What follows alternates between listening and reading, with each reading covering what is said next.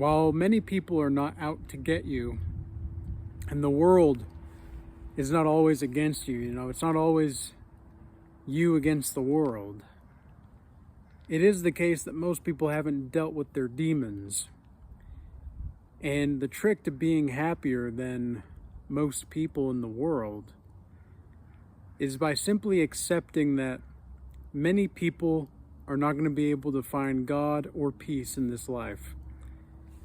And also that they run off of the emotional differentiations and they go off of their emotional fluctuations daily.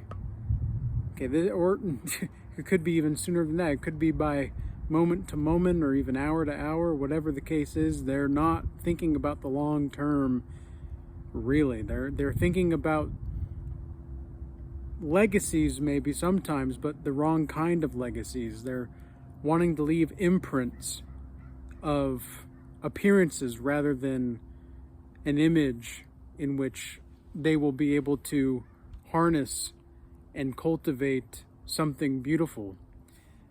A lot of cynical people out here are simply not at ease with existence because they don't know how to acknowledge the beauty of existence. One of the biggest things that I see in people where they're having a hard time with apathy or just trying to be connected to people is that they're not appreciative of what's before them and what's right in front of them. They're not appreciative of it. And this is something that I see in the group that we have in the Regal Change Academy. The most happy people that we have in the academy are the ones that are engaging with one another. And I think that there's no secret about this, really. But at the same time, the secret is that just being open to engagement with the world, being open to seeing that not everybody's going to be reliable, okay? Because the most unreliable people, and accepting this fact, accepting that most people are not going to be reliable, liberates you. And it liberates you from having expectations of people. And it liberates you from being attached to people. Attachments are by far one of the most detrimental problems that people have on the spiritual path because they want to cling to what they thought was true or what they believed was true. They don't want to acknowledge the actual truth of the matter, which is that not everybody gives a crap. Okay, a lot of people do not care. And anybody that's heard the Pink Floyd song in Dark Side of the Moon, it's like, don't be afraid to care. Why do you think that they said that? Why do you think that they sung that song in particular, that lyric? People are very much afraid to care. People are afraid to get their heart broken or their heart ripped out or they're betrayed or whatever it is. And I get it, but also at the same time, it's if you live a life where your heart is closed off and you're not open to new things, you're not open to the depths of life, and you're willfully following God, because committing to God is the hardest thing that anybody can do, truly. And it's not because being in spirit and truth is much easier said than done. And there's a lot of people that think that, well, if I only go to church on Sundays, then I'll be happy. Or if I confess my sins to my priest, then I'll be happy, or whatever the case is, right? Meanwhile, they're not actually trying to have a personal relationship with the Most High. And you cannot do that. You can't be happy and expect people that are just, they're putting on a show, man. Like, they're just appearances. And I see so many men and women out here that are trying to keep up with their appearances and not explicitly staying true to their image, because your image is very much important, and your reputation is very important as well. And in some ways, I think that you can't really manage your reputation. We read I think it was Epictetus in the Enchiridion that we read in the Legends of Stoicism class in the Regal Academy just a few weeks ago, that said, I guess it was a couple months now, but he said that your reputation, trying to keep your reputation, is futile. Well, why is that? Well, it's because your reputation is something that people are going to see based off of their own perceptions of what you're doing. You can only control what you're doing. So why would you try to even bother with trying to keep a reputation of what you're doing when people are going to judge what you're doing anyway? So it's more about how you treat people. And you know what I've noticed? You know what's really interesting is the owners, the most successful owners and business people I've ever met, they've always remembered the names of people. They always remember names. And you know, I used to do that very, very, what's the word I'm looking for? Frivolously. I used to be doing that a lot. And I was very fervent in remembering people's names. But then after a while, I started to realize, man, a lot of these people just don't even give a crap, so why should I even remember their name? And so for a while during my isolation period with God, I really just didn't care about trying to remember people's names, because why should I? You know, these people don't give a shit about me. Why should I give a shit about them? And that was my mentality. And it turned into a very bitter quality, right? For a moment, it was, I would say, I guess longer than a moment. It was more like a month or so. It was very bitter. It was very bitter towards people. I had a very bitter mindset. And I didn't quite know how I was going to get over this. How was I going to let go of this bitterness? Because I had to relearn how to remember names. I had to relearn how to remember people's names, because I just didn't care so much, that I was very apathetic towards people.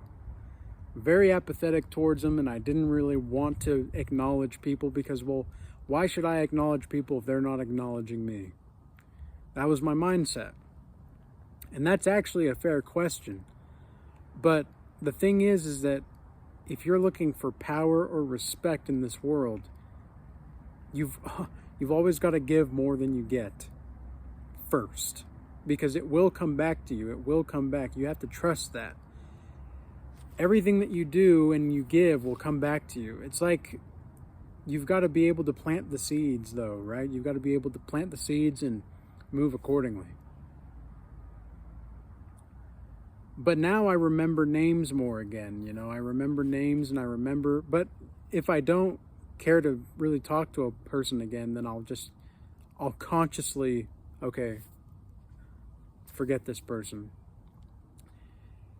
because I don't need them anymore in my life. I don't really care. I don't really care to have haters in my circle anyway. So why would I even care? Why would I even bother? But the people that are at least trying, maybe they're not who they could be all the way, but you know what? They're trying, they're giving it their all. And then you also have the people that are already players of the game, right?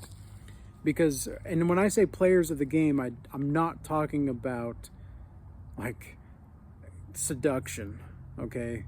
I'm more talking about the game of life, because as I've mentioned before, Machiavelli outlines 3 different kinds of people in the world. There are the players, the useful pieces, and then there are the lone rebels. And each of these kinds of people have different talents that they bring to the table. But the players which only make up like 5 to 10% of the population, I would say, the true players, because most people are useful pieces, but that doesn't mean they're bad people. Okay, just because a person hasn't really dealt with their demons, it doesn't really make them a bad person. But then you have on the flip side people that go to insane lengths to go fight their demons. And then people do things to just get validation. You know, this is one of the things that really irritates me about a lot of men nowadays, and something that we've talked about in the Regal Change Academy group, that we now understand why women don't respect men. It's because they're always looking for validation. They don't respect themselves. They don't see themselves as the head of the woman as God made them to be. Like, hello, men out there, take control of your life, of what you can control, and what you can't control, forget about it. Like, what do the Italians say? Forget about it. I don't know. You guys get what I'm saying though. But forget about it. Seriously. If you cannot control something immediately or long term, and you want to indulge on a lack of proficiency of your life, you want to limit yourself, you want to focus on the limitations and spread the kinds of energy that's not going to get you anywhere, so be it. But that's not who we are here. And that's not what I'm about. That's not what I want the people who are following me or subscribing to this channel to be about. I want to create things with people. I want to give people life. I want to give people inspiration. And I want to give people beauty and art and intellectual prowess that stimulates the mind and gives them new forms of insight in which they can think about life in a more deep and profound level that excites them again. Have you ever noticed that? That's another thing I've thought about. It's like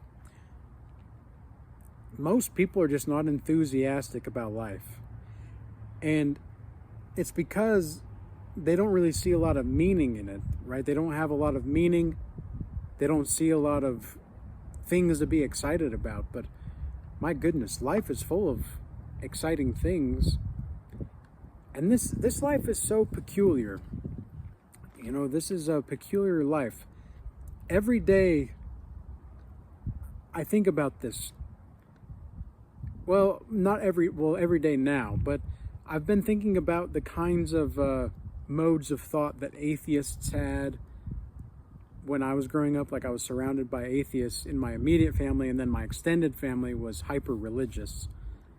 And so it was only when I was able to dip my toes into spirituality, apart from the dogmatism, that I was able to cultivate a sense of understanding and peace within myself. But atheists want to play a game. Like, let's say this, right? Let me give you a breakdown. Let's say that you have the option to play one of 2 or 3 games. The first game is, there is no great creator of the game. You're just kind of thrown into this abyss in which nothing has any meaning, and morality is subjective, and you can do whatever you want with no consequence in the long term, because there's no creator to justify any kind of laws. But everything's going to be in black and white. Okay? Then you have the other kind of game that you're thrown into. And this game has laws that you have to follow, else you cannot get to certain places. And you can go pretty much anywhere in this game. You can go anywhere in this game. You can be anything in this game. But you have to take the time to cultivate the skills to do so. And everything is colorful. and everything has purpose. In one of these games, nothing matters. And in one of these other games, the colorful one, everything matters. Now you tell me which kind of game you'd rather play. Because I'd rather play the game where everything matters. And guess what? That's the one that we're pretty much in right now. Reality, like we are interdimensional beings. Have you ever thought about how, like take your darkest days, right? Even though the sun is shining sometimes on those dark days, for some reason, it still feels like it's dark outside, right? Well, that's because it's your mind. It's your spirit. It's the spirit of the time that you're in. But then you have your great days, right? Well, the sun might be shining, but for some reason it just seems like everything's a bit brighter. Everything's a bit more alive. Everything's always like that. You just get to have the choice to see if that's actually the case or not. You see what I'm saying here? So what I'm getting at is that this reality, this time continuum that we're in, is always as it is. We simply must recognize it and realize it. And this is why accepting that most people are not reliable, accepting that most people are not going to be on this path, it actually makes it easier to deal with people. It really does. It actually makes it a lot simpler. And because you don't want to have things too simple, but you don't want to have things too complex either. And that's the beauty about this game of life that we're in. To be a player in this game of life, you've got to recognize that not everything is going to be able to bend to your will. Because if it could, then you would be God. But you cannot keep playing God and have the reality snap back and hit you in the face. And I know that because I've experienced it. When I was practicing the New Age stuff years and years ago, I thought, wow, I can bend reality to my will, right? But no, it's not how it works. You can only bend reality to your will insofar as it is in accordance to the Creator's. Well, why is that? Well, it's because everything's by design. It was made to be perfect. It was made to be a certain way. And you can argue that this matrix that we live in is not meant to be perfect. But the spiritual side is meant to be perfect. That's why Jesus commands us to be perfect. Because you're not perfect the way you are. You're just not. And anybody that tells you that doesn't really have your best interests in the long term at heart. And that might be strange for some people to hear. However, it is absolutely the case that should you be filled with this kind of doubt about who you really are, and people are trying to take you off your square, and people are trying to make you just not be who you really are. They're just trying to make you something you're not. You have to have the courage to step away from those kinds of people and the courage to change. It takes great courage to change. But be of great courage and live what is true and let die what is false. And that will be the secret to happiness and being happy more than anybody else. And again, happiness is not a goal. It's a byproduct. It's a byproduct of who we are naturally as human beings. It's a natural inclination of our spirit. There's a reason why the fruit of the Holy Spirit is joy. At least one of the fruits of the Holy Spirit is joy. So be mindful, be courteous to yourself, give yourself some credit. You've made it further than you probably think. And the reason that you probably don't think you've made it as far as you want to is because many people are not choosing to make the proper sacrifices or decisions that would propel them to the state in which you are actually in, where you recognize you are an interdimensional being and that your soul is timeless. Like, life is so cool. We live in such a cool reality. I don't understand why so many people are upset, like, and apathetic. How could you be apathetic in a world like this? Yeah, you know what? The world can suck sometimes. It's not perfect, and it's filled with blasphemy and degeneracy and wickedness, but it's not us. It's not who we are. Who we are is something completely more. So with all that being said, I hope this video was useful, edifying, or insightful for you guys. I do wish you all stay blessed. And if you want to join the free Telegram channel, you can check that out in the link in the description box below. We also have the Regal Change Academy, as I've mentioned in this video, where we have an elite group of spiritual people where we have weekly calls, 3 weekly calls, and then a bunch of other classes that you can take on your own time, as well as hands-on classes as well. So be sure to check that out. I do appreciate everybody moving from the YouTube platform over to X, Rumble, Instagram. You know, I have a feeling within the next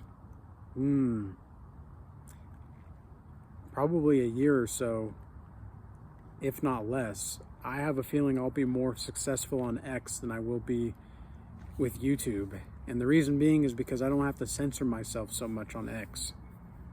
On YouTube, man, the YouTube platform is wild. I can't even say S3X apparently anymore, because people, like, the algorithm's gonna go whack, but people can shake their behind and twerk and all that, and yeah, that's crazy. That's crazy. That's legitimately crazy. But hey, you know what? We're working around it. We're not letting these obstacles stop us, because what's ours is going to be ours. God can do all things, and if he wants to intervene, I know he will. So with all that being said, peace be with you all. Until next time.